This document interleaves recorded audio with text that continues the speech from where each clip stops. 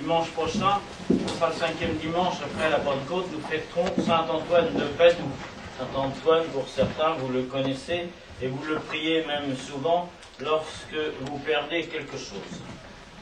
Mes amis, merci de votre présence. Ce jour, vous venez pour honorer Rita de Cassia, la reine des impossibles, l'avocate des causes désespérées.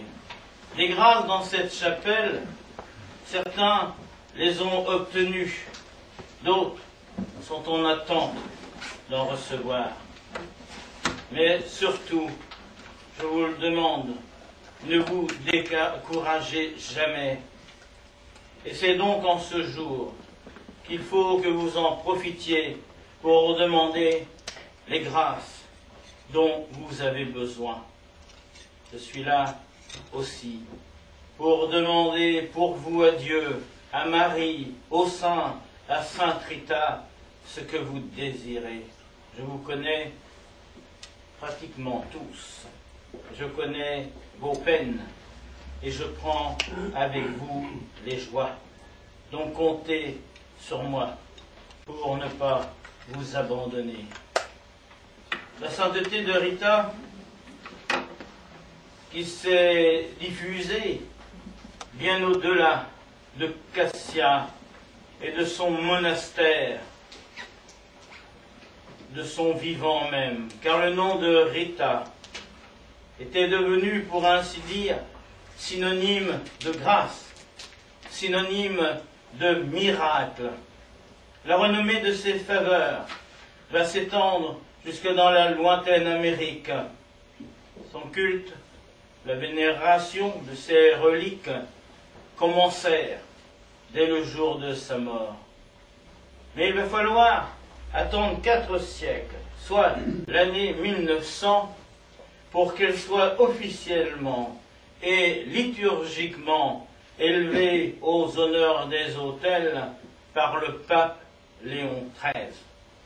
On avait pourtant ouvert le procès en 1626 et la première session avait eu lieu le 13 octobre. Mais avant tout, on avait examiné le corps de Rita, le corps de la servante de Dieu, sœur Rita, ce corps qui est resté conservé intègre, blanc, intact et immaculé, comme si elle était morte que très peu.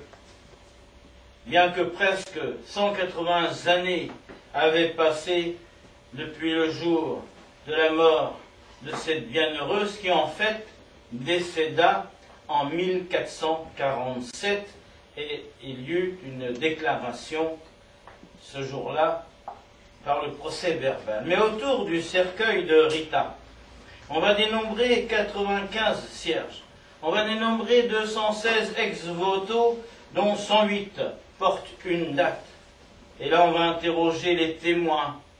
On va visiter les lieux où avait vécu Rita, enfant, épouse, veuve, religieuse. Et là, on va examiner aussi de nombreuses toiles peintes sur lesquelles est représentée Rita qui porte au front cette épine sanglante. Et les témoins interrogés vont rapporter la vie de leurs parents, de leurs aïeuls ou même de leurs bisaïeuls pour certains. Et c'est là qu'on va se rendre compte de la place que Rita avait pu occuper et occupait encore dans le cœur de ses compatriotes.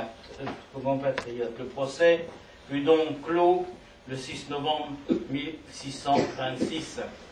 C'est l'année suivante, au mois d'octobre, que Rome va concéder au diocèse de Spolète l'office et la messe en l'honneur de la bienheureuse Rita.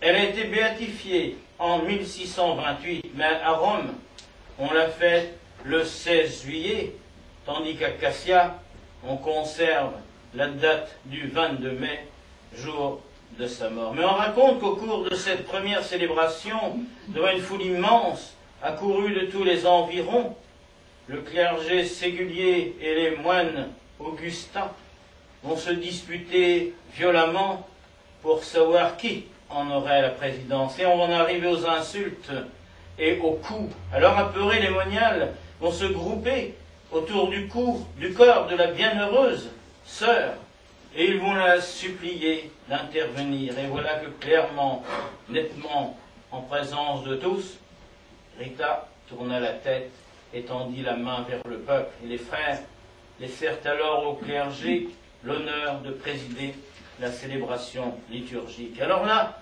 procession, chants, illumination de fenêtres, pétards, rien ne manqua à cette fête. Ainsi les habitants de Cassia prirent-ils l'habitude de fêter leur sainte bruyamment. Mais c'était là aussi une façon comme une autre de témoigner de leur affection pour Rita.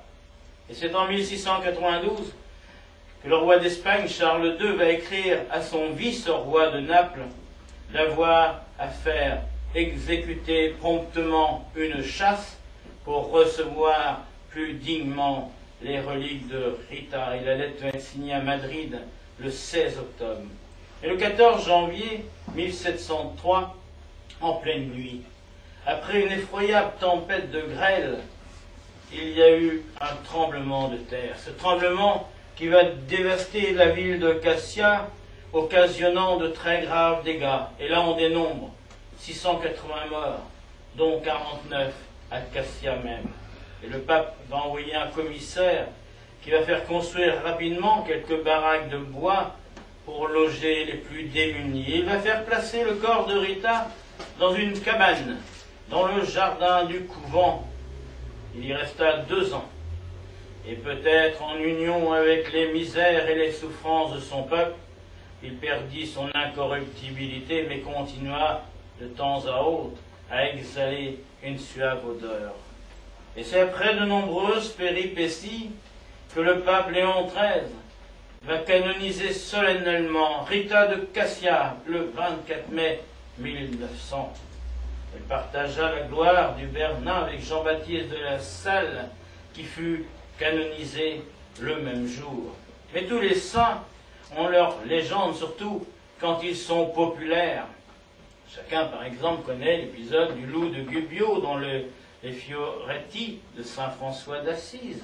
Mais en fait, cela fait connaître au peuple l'amour que François portait à toutes les créatures, en même temps que sa douceur. Mais au travers de ces récits imagés et symboliques, il faut que vous captiez le message qui vous est adressé. Et par ce biais, on saisit l'authentique vertu qui est mise en image. Mais Rita n'y a pas échappé. Rappelons seulement l'histoire des abeilles qui sortaient de sa bouche lorsqu'elle était petite dans le berceau. Rappelons-nous aussi le vol de Rocca Porena à Cassia, son entrée miraculeuse au monastère où les portes-fenêtres sont closes, et puis cette vigne qui va fleurir sur une racine, la rose et les figues qui viennent au mois de janvier, et aussi les cloches qui vont sonner toutes seules au moment de sa mort. Et aussi il y a cette disparition de la plaie au front, sanglante et nauséabonde, durant un pèlerinage à Rome pour le jubilé de Bernardin de Sienne et la réapparition de cette plaie au retour. Mais tous ces épisodes sont porteurs d'une profonde signification. Les abeilles ne symbolisent-elles pas la douceur, l'acharnement au travail? Son entrée au couvent n'est-elle pas le fruit d'un vrai miracle, celui de la pacification de sa propre famille? Et l'épisode de la vigne fleurie, dit-on, à la demande de la mère abbesse, n'est-elle pas le signe de l'obéissance parfaite et aveugle de Rita? Et puis il y a cette rose dont je vous parlais tout à l'heure, où elle envoie chercher en janvier cette rose qui est dans son petit jardin de Rocca Porena, pourrait tout aussi bien désigner la douceur, la bonté qui régnait dans cette maison après que la haine et la vengeance eussent